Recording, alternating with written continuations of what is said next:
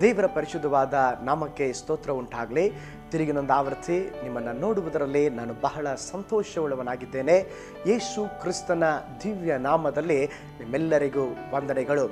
ಅನೇಕ ಸಾರಿ ನಾವು ಕೈ ಬಿಡಲ್ಪಟ್ಟಂಥ ವೇಳೆಯಲ್ಲಿ ನಾವು ಯಾರಿಗೂ ಪ್ರಯೋಜನ ಇಲ್ಲ ಎಂಬುದಾಗಿ ನಾವು ಭಾವಿಸುತ್ತೇವೆ. ನಾನು ಯಾರಿಗೂ ಬೇಡವಾದ ಕಲ್ಲು ಎಂಬುದಾಗಿ ನಾವು ನೆನೆಸ್ತೇವೆ. ಆದರೆ ದೇವರ ವಾಕ್ಯದಲ್ಲಿ ನಾವು ನೋಡುತ್ತೇವೆ, ಕೀರ್ತನೆ 118, 22, 23ನೇ ವಾಕ್ಯದಲ್ಲಿ ನಾವು ನೋಡುತ್ತೇವೆ, ಮನೆ ಕಟ್ಟುವವರು ಬೇಡವೆಂದು ಬಿಟ್ಟ ಕಲ್ಲೇ ಮುಖ್ಯವಾದ ಮೂಲೆಗಲ್ಲಾಯಿತು, ಇದು ಯೆಹೋವನಿಂದಲೇ ಆಯಿತೆಂದು ನಮಗೆ ಆಶ್ಚರ್ಯವಾಗಿ ತೋರುತ್ತದೆ. ಇಲ್ಲಿ ವಾಕ್ಯ ಹೇಳುತ್ತದೆ, ಮನೆ ಕಟ್ಟುವವರು ಬೇಡವೆಂದು ಬಿಟ್ಟ ಕಲ್ಲೇ ಮುಖ್ಯ ಕಲ್ಲಾಯಿತು. ಈ ವಾಕ್ಯವು ಯೇಸು ಕ್ರಿಸ್ತನ ಕುರಿತಾಗಿ ಇರುವಂಥ ಪ್ರವಾದನೆ ವಾಕ್ಯವಾಗಿದೆ. ಆದರೆ ಈ ವಾಕ್ಯದಲ್ಲಿ ಒಂದು ವಿಷಯವಿದೆ. ಏನಂತೇಳಿ, ಯಾವುದು ಬೇಡವೆಂಬುದಾಗಿ ಬಿಡುತ್ತಾರೋ ಅದೇ ಮುಖ್ಯವಾದ ಮೂಲೆಗಲ್ಲಾಗ್ತದೆ. ಒಂದು ಚಿಕ್ಕ ಉದಾಹರಣೆಯನ್ನು ನಿಮ್ಮೊಂದಿಗೆ ನಾನು ಹೇಳಲಿಕ್ಕೆ ಇಷ್ಟವುಳ್ಳವನಾಗಿದ್ದೇನೆ. ಒಂದು ಸ್ಥಳದಲ್ಲಿ ಹರಾಜು ಹಾಕುವವರು ಒಂದು ಹಳೆಯ ವೈಲಿನನ್ನು ತೆಗೆದುಕೊಂಡು ಹರಾಜು ಹಾಕುವುದಕ್ಕೆ ಆರಂಭಿಸಿದರು. ಆ ವೈಲಿನ್ ಬಹಳ ಹಳೆಯದಾಗಿಯೂ ಧೂಳು ತುಂಬಿ ಅದರ ತಂತಿಗಳೆಲ್ಲ ಸವಿದು ಹೋಗಿದ್ದವು. ಅನೇಕ ದಿನಗಳು ಅದು ಉಪಯೋಗಿಸಲ್ಪಟ್ಟಿರಲಿಲ್ಲ.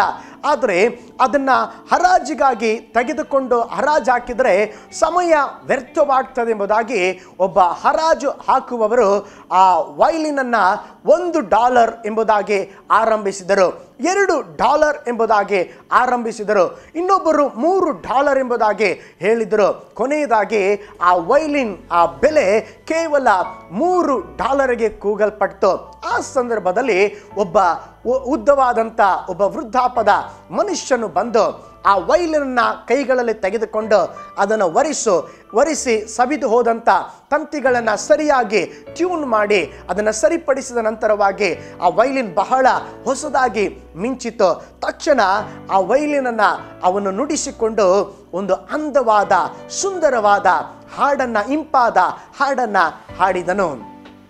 ಹಾಡಿ ಮುಗಿಸಿದ ಮೇಲೆ ಅದೇ ವೈಲಿನನ್ನು $3, ಕೇವಲ $3 ಕೂಡ ಹೋಗದೇ ಇರುವಂಥ ವೈಲಿನನ್ನು ತೆಗೆದುಕೊಂಡು ತಿರುಗಿ ಹರಾಜು ಹಾಕಿದಾಗ ಅದರ ಮೊದಲ ಒಬ್ಬನು $1,000 ಎಂಬುದಾಗಿ ಕೂಗಿದ, ಇನ್ನೊಬ್ಬನು $2,000 ಎಂಬುದಾಗಿ ಕೂಗಿದ, ಇನ್ನೊಬ್ಬನು $4,000 ಎಂಬುದಾಗಿ ಕೂಗಿದ, ಇನ್ನೊಬ್ಬನು $10,000 ಎಂಬುದಾಗಿ ಕೂಗಿದ.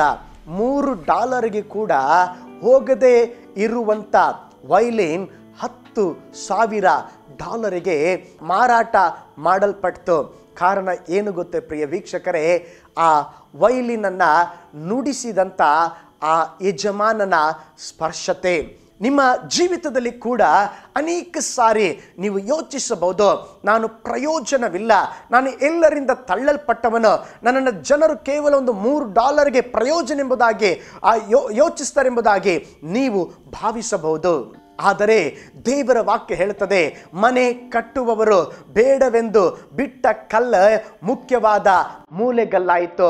ಹೌದು ಪ್ರಿಯ ದೇವಜನರೇ, ನೀನು ಸಾಧಾರಣವಾಗಿದ್ದರೂ ದೇವರು ಅಸಾಧಾರಣವಾಗಿ ಉಪಯೋಗಿಸುತ್ತಾನೆ. ನೀನು ಬುದ್ಧಿ ಇಲ್ಲದವನಾಗಿದ್ದರೂ ಬುದ್ಧಿವಂತರನ್ನ ನಾಚಿಕೆಪಡಿಸುವುದಕ್ಕಾಗಿ ದೇವರು ನಿನ್ನನ್ನು ಉಪಯೋಗಿಸುತ್ತಾನೆ. ನಿಮ್ಮ ಜೀವಿತದಲ್ಲಿ ನಂಬಿಕೆಯನ್ನ ಕಳೆದುಕೊಳ್ಳಬೇಡ್ರಿ. ಪ್ರೀತಿಯ ದೇವ ಮಕ್ಕಳೇ, ನಮಗೆ ಏನು ಪ್ರಯೋಜನವಿಲ್ಲ ಎಂಬುದಾಗಿ ನೀವು ಭಾವಿಸಬೇಡ್ರಿ. ದೇವರು ನಿಮ್ಮನ್ನ ಪ್ರಯೋಜನವುಳ್ಳವರಾಗಿ ಮಾರ್ಪಡಿಸುತ್ತಾನೆ. ಆ ಹಳೆಯ ವೈಲಿನ್ ಯಜಮಾನನು ಮುಟ್ಟಿದಾಗ ಹೇಗೆ ಮಿಂಚಿ ಅದು ಸಂಗೀತವನ್ನು ನುಡಿಸುವುದಕ್ಕೆ ಪ್ರಯೋಜನವಾಯಿತು, ಅದೇ ರೀತಿಯಲ್ಲಿ ದೇವರ ಕರದಲ್ಲಿ ನಿಮ್ಮನ್ನು ಅರ್ಪಿಸಿ, ದೇವರೇ, ನಾನು ಒಂದು ಹಳೆಯ ವೈಲಿನ್ ಥರ ಯಾರ ಉಪಯೋಗಕ್ಕೆ ಇಲ್ಲ, ನನ್ನನ್ನು ಉಪಯೋಗಿಸಿ ಎಂಬುದಾಗಿ ಹೃದಯದಿಂದ ದಾಹದಿಂದ ಪ್ರಾರ್ಥಿಸಿರಿ. ದೇವರು ನಿಮ್ಮನ್ನ ಸಾವಿರಾರು ಜನಗಳಿಗೆ ಆಶೀರ್ವಾದವಾಗಿ ಮಾರ್ಪಡಿಸುತ್ತಾರೆ. ಹಾಗಿರುವುದಾದರೆ ದೇವರು ನಿಮ್ಮನ್ನ ತನ್ನ ಮಹಿಮೆಗಾಗಿ, ಯಾರು ಬೇಡವೆಂಬುದಾಗಿ ನಿಮ್ಮನ್ನು ಬಿಟ್ಟಿದ್ದಾರೋ ಅದನ್ನೇ ದೇವರು ತನ್ನ ಮಹಿಮೆಗಾಗಿ ಉಪಯೋಗಿಸಿಕೊಳ್ಳುವ ಸಾಧನವಾಗಿ ದೇವರು ನಿಮ್ಮನ್ನ ಮಾರ್ಪಡಿಸಲಿ. ಈ ಚಿಕ್ಕ ಆತ್ಮಿಕ ಸಂದೇಶ ನಿಮಗೆ ಆಶೀರ್ವಾದದಾಯಕವಾಗಿದ್ದರೆ ಇತರರಿಗೆ ಇದನ್ನ ಶೇರ್ ಮಾಡ್ರಿ.